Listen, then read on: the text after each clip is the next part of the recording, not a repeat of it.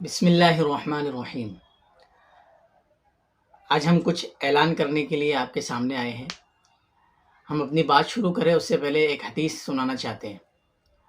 مفہوم ہے، غالباً ترمذی شریف کی حدیث ہے، جس کا مفہوم ہے کہ آپ صلی اللہ علیہ وسلم نے ایک مثال دے کر بات سمجھائی تھی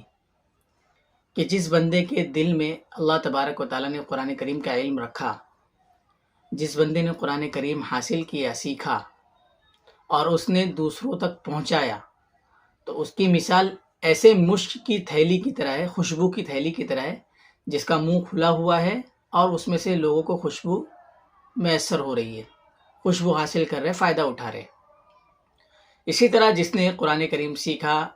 تعلیم حاصل کی اور اس نے دوسروں تک نہیں پہنچایا بلکہ خود ہی استفادہ کرتا رہا، خود ہی فائدہ اٹھاتا رہا، تو ایسے شخص کی مثال دی ہے کہ مشک کی تھیلی لیکن اس کا منہ بند ہے۔ بہرحال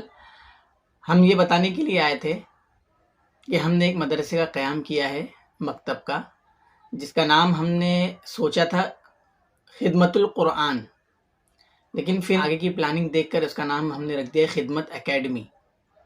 یہاں پر قرآن کریم کی تعلیم ہوگی۔ سوال ہوتا ہے اب کہ بازو میں ہمارے حقانی مسجد ہے، جیسے کہ ہم نے اپنا نقشہ لگا رکھا ہے کہ ہمارا ایگزیکٹ لوکیشن کیا ہے، تو حقانی مسجد کے قریب میں ہی ہے۔ تو لوگوں کا سوال ہوتا ہے کہ بھائی حقانی مسجد ہے ماشاءاللہ اتنی بڑی،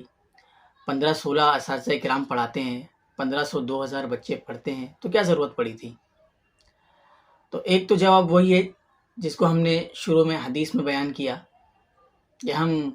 دوسرے لوگوں میں شامل نہیں ہونا چاہتے ہیں، اور دوسری وجہ یہ ہے کہ ہمارا طریقہ جو ہے تعلیم کا وہ پرانا طریقہ ہے، پرانے طرز پر ہے، کہ جس طرح بچہ آتا ہے نورانی قاعدہ پڑھتا ہے، پھر ترقی کرتا ہے ام پارے پر آتا ہے، پھر ترقی کرتا ہے 5 پارے پر آتا ہے، اور اس کے ساتھ میں مسائل کی کتاب ہوتی، دعا کی کتاب ہوتی، محبوب دعا ہو گئی، مسنون دعا ہو گئی، ایک وہ کتاب ہوتی ہے، اور تعلیم الاسلام ہوتی ہے یا دینی مسائل کی کتاب ہوتی ہے۔ ہم اس طرح سے چلنا چاہتے ہیں۔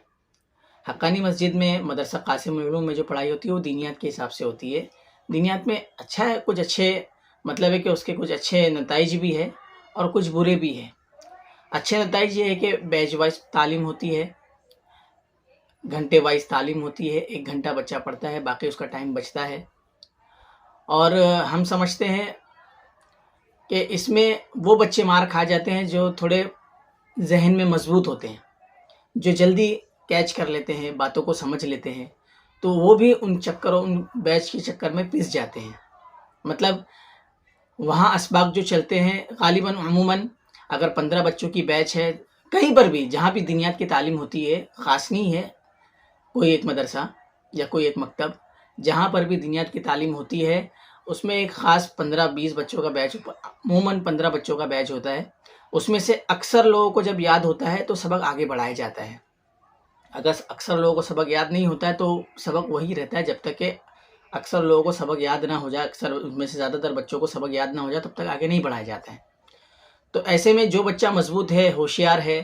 تھوڑا سا اللہ تبارک و تعالیٰ نے اس کے ذہنیت کھولی ہوئی ہے، تو وہ بچے ان کا ٹائم ویسٹ ہوتا ہے، بچے مار کھا جاتے ہیں۔ تو ایسے بچے یا ایسے ماں باپ جو پرانے طرز پر ہی اپنے بچوں کو پڑھانا چاہتے ہیں، تو ہم نے اسی لیے یہ مدرسہ قائم کیا ہے کہ ہم جو ہے پرانے طرز پر پڑھائیں گے۔